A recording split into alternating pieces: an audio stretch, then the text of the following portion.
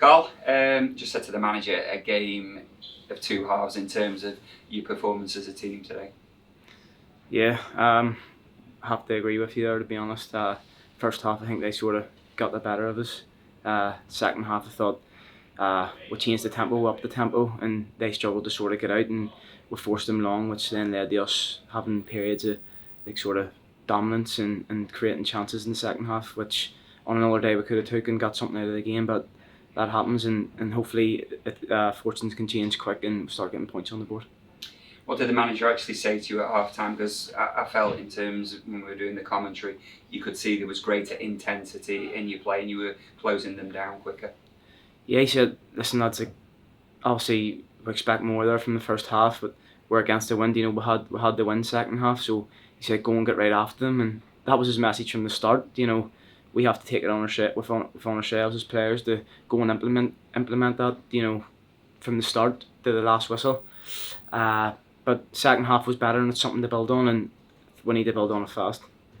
How difficult is it sort of in the dressing room right now when you've gone 11 games now since the last win? Is the spirit good? Is the confidence levels, are they low, or do you think they're improving?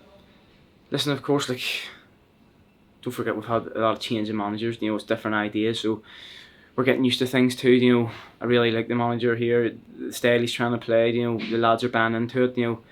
It is going to take time, of course. But also at the same time, it's on us as players to take the responsibility to go out there on a Saturday and implement what the staff here want and go and get the points on the board. There's 19 games left now, and with 19 cup finals, and we need to get as many points on the board as we can from now to the end of the season. You mentioned that, and the gap, I believe, has grown to 9 points to safety today. Obviously, it's a concern. Do you feel that slowly but surely the performances are showing improvements, and that ultimately you can put that string of wins together that will get you away from the relegation zone? Yes, of course. I do see an improvement in our performances. Some people may disagree, but I certainly do, and we do within that changing room. It's only a matter of time, and wins build confidence, points build confidence. So as soon as we start getting points on the board, we're going to go and give it everything we've got, and hopefully we can get above that line. Portsmouth, of course, the leaders of the division, and in a sense you've pushed them all the way today, haven't you? Yeah, Portsmouth, they're a good side. They're one of the top sides in the division, and as you said, we've matched them there. Probably give them more than what we got there in the second half as well. So it shows we can mix it. But in this league, it's fine margins, and the goal is very avoidable from us. From our point of view, there's a chance. There's chances there. Brendan's a good chance. Ronan has a good block from their defender. There's chances there for us too. So on another day, we could have got something from the game. But as I say, it needs to happen fast, and we know that as players. From a personal perspective, you've had issues recently with injury. Are you feeling sort of back to your full fitness at this point? Yeah, to be honest, it's been frustrating for me.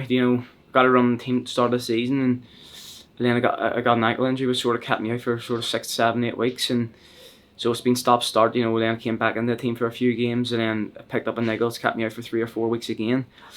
So I'm always working hard off the pitch, behind the scenes to be as fit as I can. And when the gaffer calls upon me, I'm always ready to give 100%. How difficult is it from a player's perspective when you keep picking up those niggling injuries? It must be frustrating mentally, but physically, is it difficult to get over those?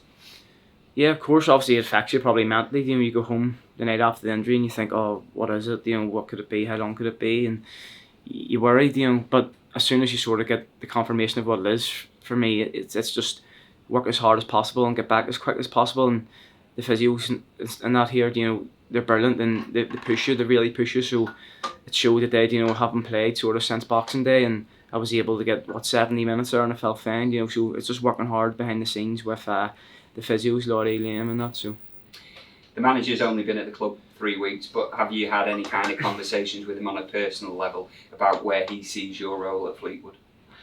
Yeah, I'm a versatile player. I think I've shown that sort of the last sort of 2.5 seasons.